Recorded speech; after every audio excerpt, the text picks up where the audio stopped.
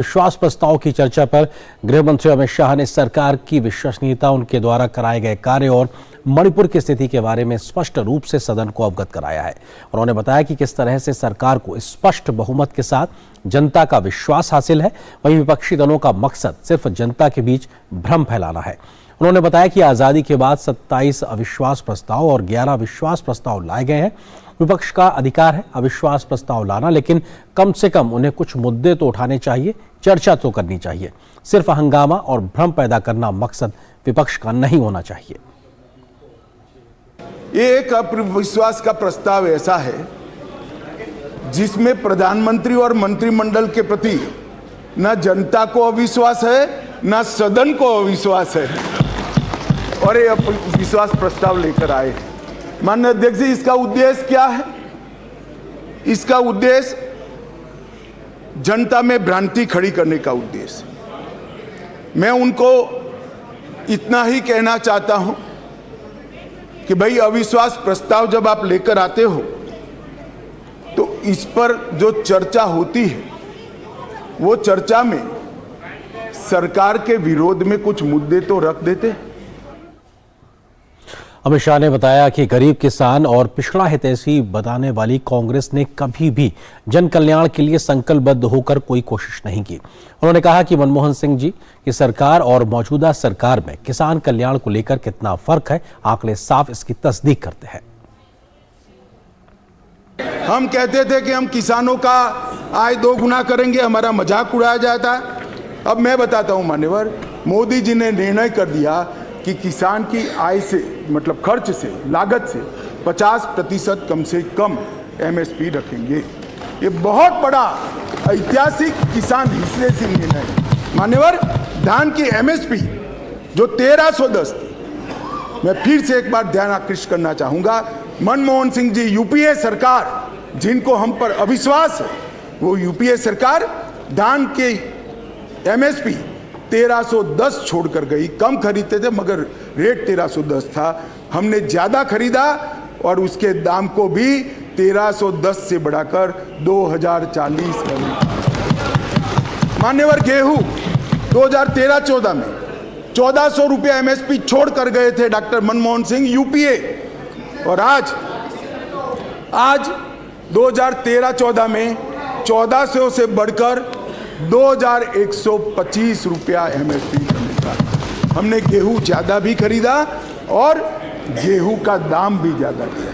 मान्यवर, ये ना ही किसान हितैषी है, ना एक गरीब हितैषी है, ना एक पिछड़ा हितैषी है।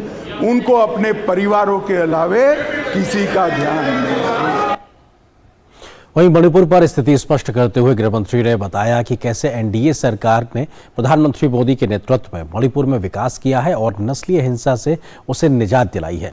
साथ ही उन्होंने बताया कि कांग्रेस ने तो कभी संसद में जवाब देने की जहमत भी नहीं उठाई थी। 700 लोग मारे गए थे, 200 लोग घायल हुए, 45,000 लोग शरणार्थी बने। आपको मालूम है जवाब किसने दिया? मान्यवर, इनको मालूम है जवाब किसने दिया? MOS राजेश पायलट। और ये मुझे नहीं बोलने देते। मान्यवर, इतनी जघन्य घटना हुई, भारत सरकार से किसी ने मुलाकात की क्या था? ट्राइबल मिनिस्टर गया? ना जी। समाज कल्याण विभाग के मंत्री गए? ना जी। होम मिनिस्टर का question does not arise. MOS गए? ना जी। और ये पूछते हैं हमें कि प्रधानमंत्री क्यों नहीं गए? संसद के अंदर विपक्ष बोलते बोलते थक गया, गृह मंत्री जवाब देने के लिए खड़े नहीं हुए, MOS ने जवाब दिया मान्यवर। और ये लोग प्रधानमंत्री जवाब दे वो मांग से पूरा पार्लियामेंट होल्ड करे हुए।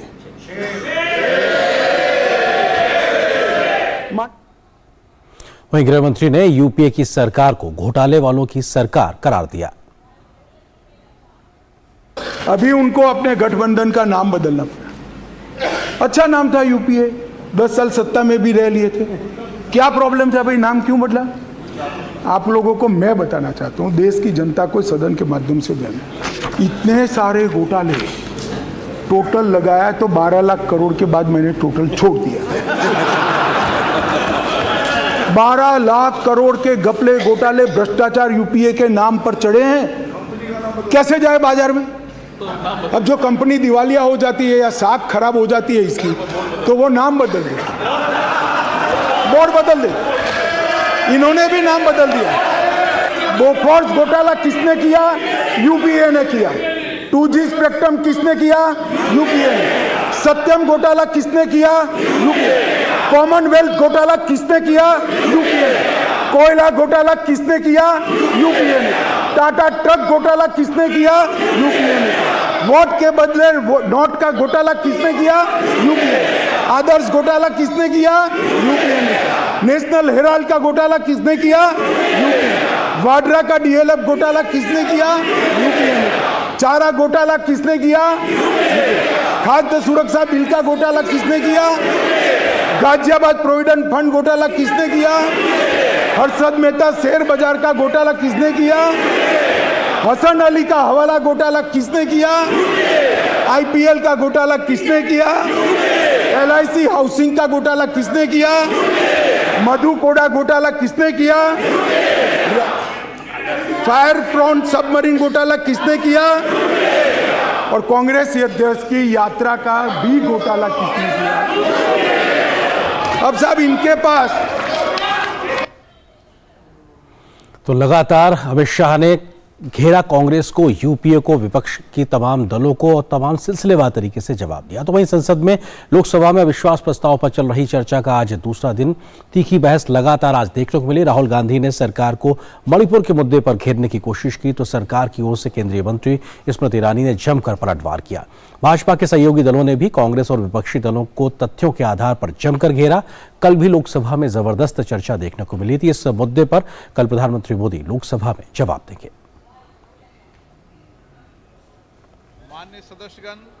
लोकसभा में बुधवार को अविश्वास प्रस्ताव पर जोरदार बहस देखने को मिली। दोपहर कांग्रेस की तरफ से राहुल गांधी ने सत्ता पक्ष पर आरोपों की बौछार की तो तुरंत ही सत्ता पक्ष की तरफ से करारा जवाब दिया गया। राहुल गांधी ने मणिपुर को लेकर केंद्र सरकार पर सवाल उठाए तो केंद्रीय मंत्री स्मृति ईरानी ने